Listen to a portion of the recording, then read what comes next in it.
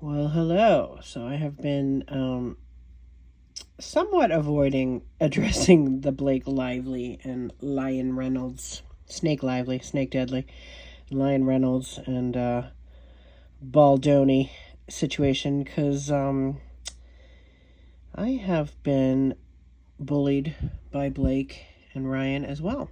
And it's been much more subtle and overt than what's going on in this hoopla that's happening in the press now. But I guess I will share my story with these creatures. That's been going on for years, really. All my podcasts I'll put in the comment section below to catch people up to speed of what it means to be a targeted individual by Hollywood. And, it's a horrible phrase. Nobody wants to think of themselves as a victim, but a lot of us have been victimized by the gaslighting, the gang stalking, the threats, the bullying, the cyber hazing, etc. So here's my weird, very admittedly strange story. But now that this is all coming out, I feel kind of vindicated and validated and comfortable enough to share because I'm not suing anybody and they're not suing me because I don't have two nickels to rub together. So it would be a waste of their time. And this is even up till recent. So I'm going to backtrack a little. So I used to say, one of my hashtags, so I'm no longer public because of these people. Like, I've been bullied off Instagram by the Kardashians, bullied off Facebook by the elites as well, shadow banned everywhere I go. This may or may not get to stay. Sometimes they let things stay because they think I'm crazy and they don't see me as any kind of real threat. Or they do because they shadow ban me and whatever. But so here's my Snake Deadly Lyin Reynolds story. Believe they are in the John Mayer camp and that he is pulling some strings behind the scenes there. Camp being Coven. And I know it sounds like I obsess about this kid, but it's just, I see what he is. He's a warlock in the system, and he's gone through his humiliation ritual, which was the Jessica Simpson sexual napalm thing. And now I believe Blake and Lyin Ryan, are going through their own humiliation ritual, like Johnny and Amber did, and like him and Kanye did several times. So you got to see the patterns, right? You got to see that this is such, it could be a nothing burger, but it's become a sensation, right? And as someone who has been a victim of domestic violence and sexual harassment, I find these claims she's making to be insane. So I am going to tell you how I know she's a liar and why I know they're both doing this as a strategy to probably try to get the book rights and the movie rights and smear Justin and cut him out of the loop. Now, I don't know, anyone who's in Hollywood I have a side eye for, but Justin doesn't have any prior accusations against him. Blake has a long, long history of, blind items and gossip things, and then just our own eyes seeing how Blake conducts interviews, in a very mean girl fashion. So I'm going to go real wild on a lot of these things that I'm going to tell you, and you can take it all with a grain of salt, and all four of you that listen might find some interest to it. But again, it's not, I'm not trying to clout chase, I'm not trying to gold dig, I don't care about any of that. I wanted to write books, and I want to help people write books. That's really all I want to do. At one point I thought maybe I'd want to write screenplays and direct and produce and all that, but now seeing what a absolute clown show circus Hollywood has become, and that it's burning down to the ground, and yeah, they'll probably rebuild, it just won't be the same, right? Which would be fine, because a lot of it needs to die. The casting couch needs to die. John Mayer, in my opinion, has a casting couch where a heart should be, and was a groomer and for Taylor Swift when he was 32 and she was officially 19 when they came out as a couple. Having seen and felt and experienced some of his grooming tactics, which I don't think are genuine. I think he does this program where he's sort of does this heartbreak warfare, gigolo, player kind of thing for his own amusement, because I do believe he's gay or bi. I'm not here to out anybody or pull them out of the closet if they're not ready, but that's been my observation. And anyway, so Blake, this is very convoluted, but it's very much a Mayer strategy and the layers of it, Mayer's layers. I sometimes wondered if he is like the reincarnation of Louis B. Mayer, who was also very much a sexual predator. And you can look into Shirley Temple for those kinds of stories. But anyway, you got to look at, there's a lot of power there, and there's a lot of money there, okay? So they do silence people, they shadow ban, they bully and intimidate. And how they do it is through headlines. So what has happened for me, and it's a very bizarre phenomenon, and if there were discovery in a court, and, we were looking over old, not text messages, because we've never texted, because we've never met, and so it just looks like a celebrity crush stalker fangirl gone wrong. But, now I'm just in it to, for my own sanity and peace. I don't care about bringing him down. He's going to bring himself down. It's already happened once, it'll happen again. It's inevitable because of the sneaky ways he plays. But anyway, so I used to write, this was after New Light came out, and that was a weird one. And that was after I had gone on his page and he was talking about the Kardashians, and then I wrote a big long comment about the Kardashians, and I put Dear Human in the comment, and I'm pretty sure he or somebody in his camp saw it. So this was me working under the premise that he was aware of me. He was starting to watch my stuff, and when I would put something up, he would put up sort of a corresponding little gaslighting, winky kind of answer in his stories. So stories disappear, right? So that's one way to, discredit someone, is that the story is only up for like 30 seconds and then it kind of goes away. That's like Snapchat. It seems like it's an app made for sexual predators because they can, kind of come in, be coy and weird and groomy, and then disappear, and then you look crazy when you're like, but he did this, he said that happened. So I did, for a long time I was taking screenshots. I still take screenshots for my own sanity, not because I'm litigious, but because I, for my own peace, because of all the gaslighting and all the gang stalking. So he was watching, and then fast forward to, they know what you like. They do deep research like they do for their interviews. They know who you like and who you follow and what shows you're into and what kind of music you're into. So they do their research, meaning these handlers and pimps for the beast system, which is what I feel he is, what I feel Jared Leto is, what I feel Snoop is. I've talked about this a lot in other videos for years now. So anyway, they pass you around. They do what is called running train. That's actually a gang rape, but they will do it mentally and psychically and emotionally and energetically and even telepathically sometimes, which I know sounds extra weird, but that's a strange thing. So, yeah, I'm an intuitive. That is how I make my living. I've had people for 25 years, clients come and go, and come back years later and say everything you said was true. It all came out exactly as you said. I don't say that to toot my own horn, but just because of the accuracy I have anecdotal evidence, really. So, yeah, I felt he was watching and playing games, and I had called him a womanizer. I had called Leto a pedo, and so they, I think, teamed up. They both have dated the same people, dated in quotes, but really in the cult, they all just pass each other around. Miley Cyrus, Cameron Diaz, Katy Perry, and I don't know, maybe a couple of others. But yeah, those are the main ones that they have shared, it's a small dating pool. They all pass each other around. They all make, spin the block and date each other, or sleep together, or have orgies or rituals or whatever the heck they do, right? I believe they're all curated lavender unions. Most of them are gay Illuminati, which means they hurt children, and their real preference sexually is probably children. And then they have to all posture and parade with each other and pretend they're having these dramatic, scandal-laden unions, which are just false and for optics, in my opinion. So I had said, hashtagging, I was hashtagging, there's room for all of us, there's room for all of us, there's room for us all, there's room for us all. And I would put that out constantly. And, like everybody just, get along like a Rodney King kind of thing. And then Barbara, put up, and I had done this is all convoluted because when you're a TI, time is weird, targeted individual. When you're, you try to remember the chronology of it, you just brain jumps around. That's part of the PTSD, frankly. So I had been a Barbara Streisand fan for a long time. And then I knew John Mayer had done some songs with her, and, he's done songs with everyone, right? So he calls in his little favors, and all his minion monkeys will play his games, his diabolical, cruel strategy, heartbreak warfare, I'll show you kind of games, Because he's a misogynist and he hates women. I mean, he just hates them. That's why he dates trannies, but that's a whole other story for another time.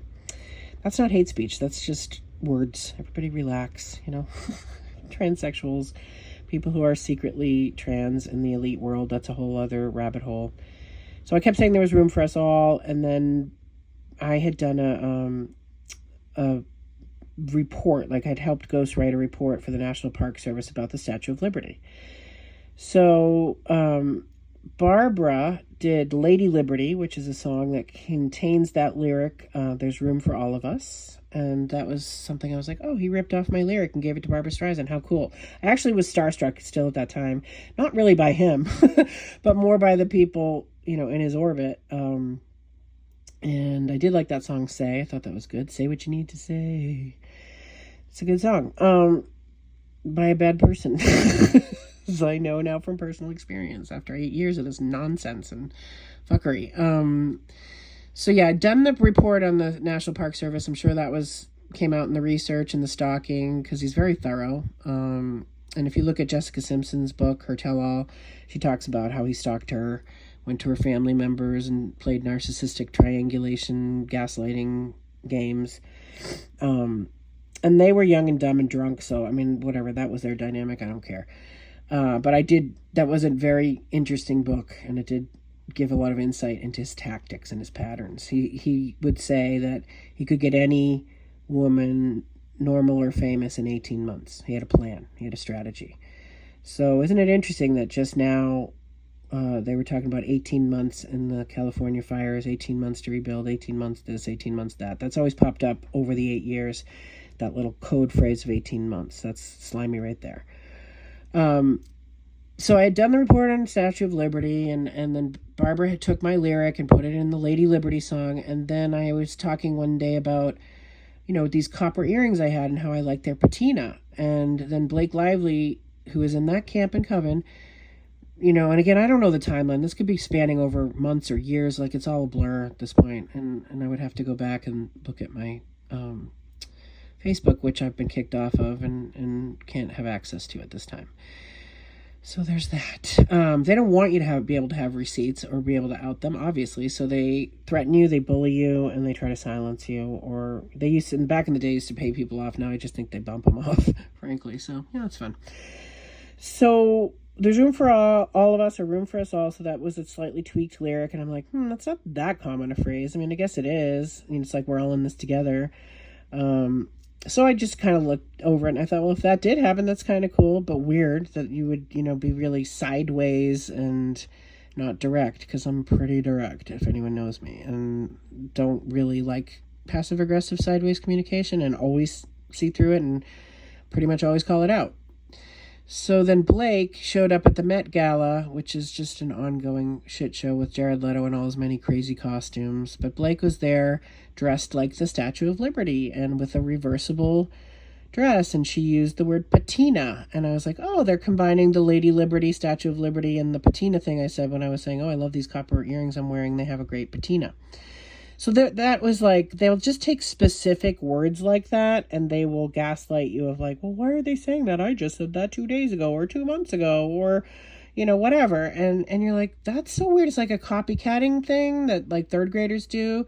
You are, but what am I? Or like, when they repeat everything you're saying, it's just really odd satanic tactic that they do. Very juvenile, very stunted. And I've come to the awareness that all of them really are mentally 12. Because that's when in the Masonic rituals they get kind of jump raped into the cult. And so they get sodomized and then they get fragmented and then their psyche kind of freezes at that age. So it makes sense when you look at Ryan and Blake, they're just 12, right? John's maybe 8, Jared's, 6.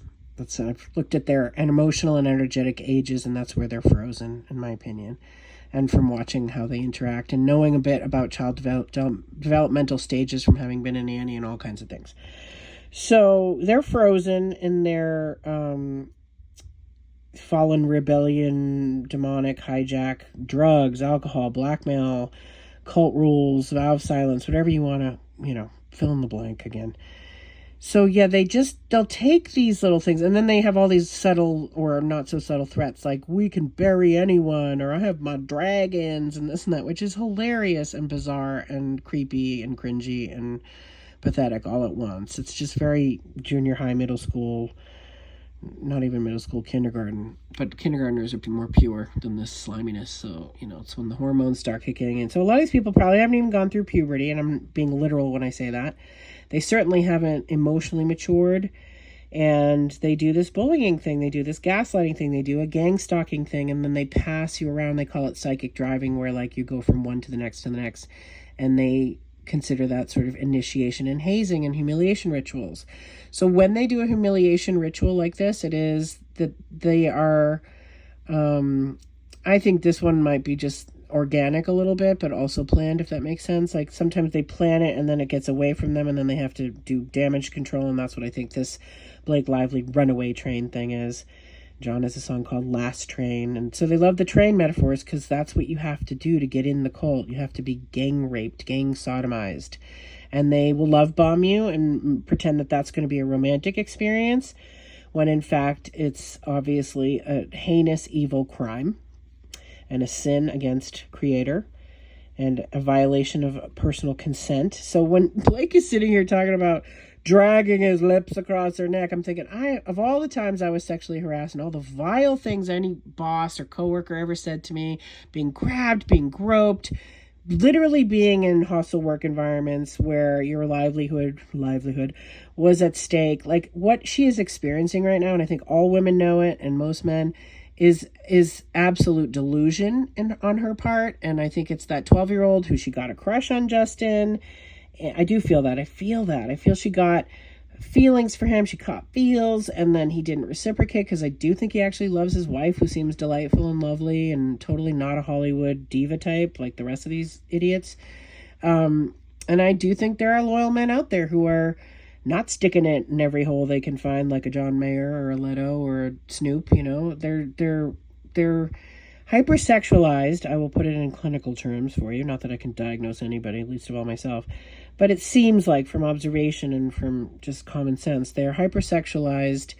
And then, like I said, you add drugs and alcohol and blackmail into the mix, and they are nasty, nasty, vile, slithering, sneaky, snaky creatures who pretend to love while they wage wars of hate and campaigns of destruction.